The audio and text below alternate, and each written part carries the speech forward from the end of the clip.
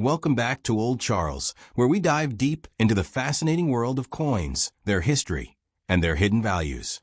Today, we're going to talk about one of Australia's most interesting decimal coins, the Australian 10-cent coin from 1972. If you've never come across this coin in your collection or pocket change, you might be surprised to learn just how special it really is. The 10-cent coin was first introduced in 1966, when Australia officially switched from the old pounds, shillings, and pence system to the decimal currency we use today. This new decimal system modernized the Australian economy and aligned it with international trade standards. The 10-cent coin replaced the old one-shilling coin, and it carried the same size and metal composition.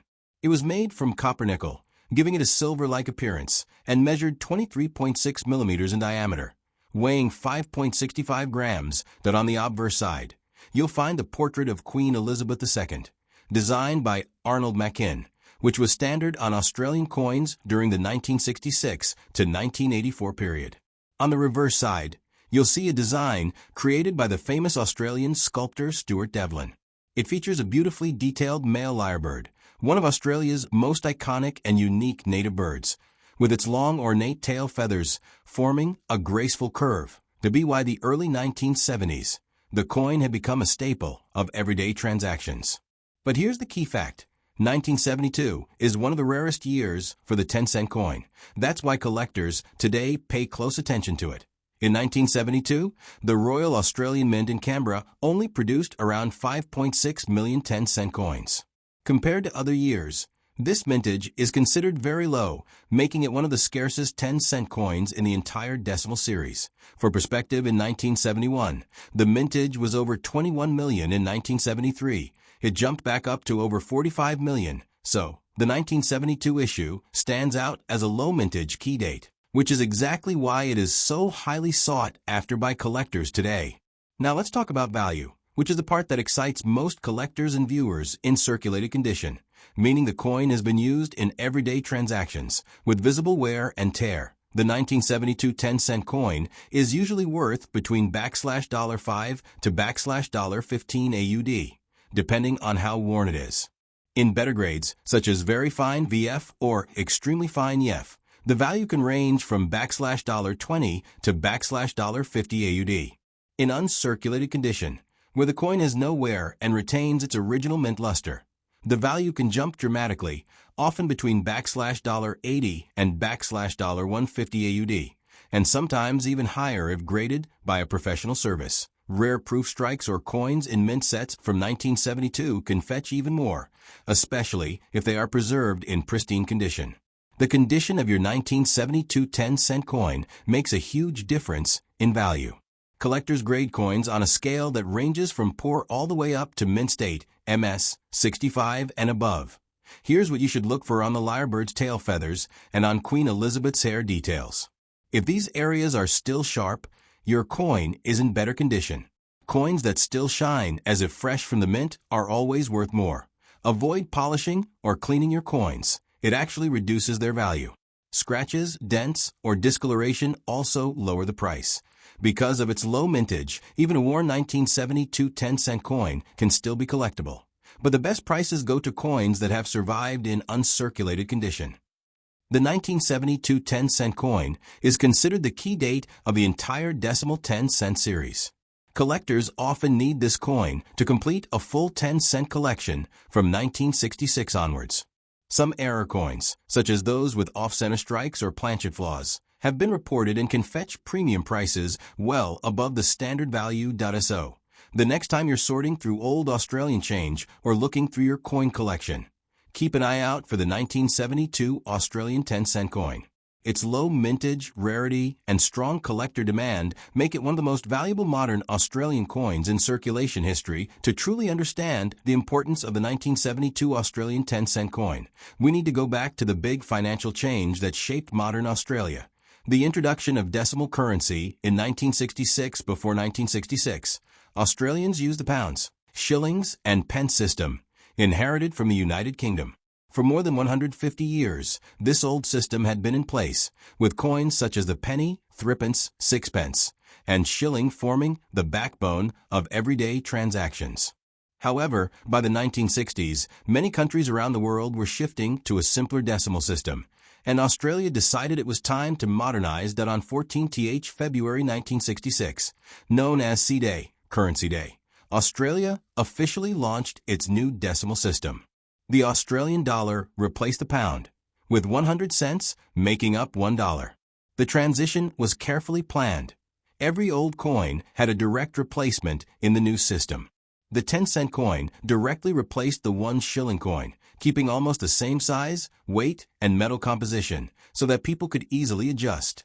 The design of the new coins was entrusted to Stuart Devlin, the official goldsmith and jeweler to Queen Elizabeth II. Devlin wanted the coins to celebrate Australia's unique natural heritage. For the 10-cent coin, he chose the male lyrebird, one of Australia's most extraordinary birds, famous for its incredible ability to mimic sounds, from other bird calls to chainsaws and even camera shutters. The lyrebird's sweeping, ornate tail feathers became a striking and instantly recognizable design on the reverse of the coin. Meanwhile, the obverse of the coin carried the portrait of Queen Elizabeth II, designed by the British sculptor Arnold Machin. This portrait was used not only in Australia, but across many Commonwealth countries during the late 1960s and 1970s. The Machin effigy presented a youthful queen wearing a tiara, symbolizing both tradition and modernity at a time when Australia was moving into a new economic era. By the time the 1972 10-cent coin was struck, Australia had been using decimal currency for 6 years. But 1972 turned out to be a particularly significant year in the nation's history. It was a period of major social and political change. The Whitlam government had just been elected, promising reforms in education, healthcare, and foreign policy. Australia was becoming more independent on the world stage, and its national identity was growing stronger. At the same time, the Royal Australian Mint in Canberra was facing changing demands for coinage. Fewer 10-cent coins were required for circulation in 1972 compared to previous years. As a result, only 5.6 million pieces were produced, a sharp drop from earlier mintages. This decision, likely based on the economic need of the time, would go on to make the 1972 10-cent coin one of the most sought-after dates in the decimal coin series. Another important part of the history is the cultural role of coins in Australia. For many people, coins weren't just money. They were symbols of the nation's progress. The 10-cent coin, featuring the lyrebird, became a proud emblem of Australia's unique wildlife. And for school children and collectors in the early 1970s, it was one of the most exciting new coins to search for in change.so. When we look at the 1972 10-cent coin today, we are not only looking at a piece of metal. We are holding a snapshot of Australia in the early 1970s, a country in transition, balancing its British heritage with a growing sense of national pride, modernizing its economy, and moving toward a new era of identity and independence. When it comes to coins, condition is everything, and this is especially true for the rare 1972 Australian 10-cent coin. Because the coin already has a low mintage of just 5.6 million, even worn examples are collectible. But the real difference in value comes down to how well the coin has survived over the last 50-plus years. These are coins that may have spent only a short time in circulation before being set aside. They retain strong details across both sides, with just minor where visible on the very highest points. The coin still has much of its original mint luster, giving it a shinier and fresher appearance compared to fully circulated examples. These coins are much scarcer and can fetch between $60 and $90 AUD, depending on eye appeal. This is the level that excites serious collectors. An uncirculated 1972 10-cent coin shows no signs of wear, with every feather of the lyrebird sharp and every strand of the queen's hair crisp. The coin should still have its original brilliant luster from the mint, with surfaces free of scratches, dents, or stains. However, even in uncirculated coins, quality varies. Some may have tiny marks or spots from the minting process, while others may be perfectly struck. Grading companies like PCGS or NGC often give these coins numerical grades, such as MS60, MS63, or MS65 and above.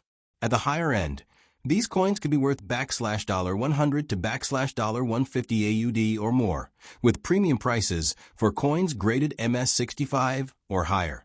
Many people make the mistake of polishing old coins to make them shine. Unfortunately, this damages the surface and destroys collector value. A clean 1972 10-cent may only be worth a fraction of what an untouched example would bring. Bends, heavy scratches, rim dents, or corrosion can drastically reduce value. Some coins naturally develop a rainbow-like toning from age. Collectors often see this as attractive, while dark or patchy tarnish can lower appeal. Because the 1972 10-cent is a low mintage coin, every collector of Australian decimal coins wants one. But they don't just want any example. They want the best condition they can afford. That's why uncirculated examples command such high premiums, while even worn coins still hold significant value compared to other common-day 10-cent pieces. For new collectors, owning even a circulated example is a milestone. For experienced collectors, the hunt is always on for the perfect mint-state coin, possibly with professional grading. In short, condition transforms a $5 coin into a $150 coin. The better your 1972 10-cent coin looks, the more it's worth. And because this is the key date in the series, it will always be in demand, no matter the grade.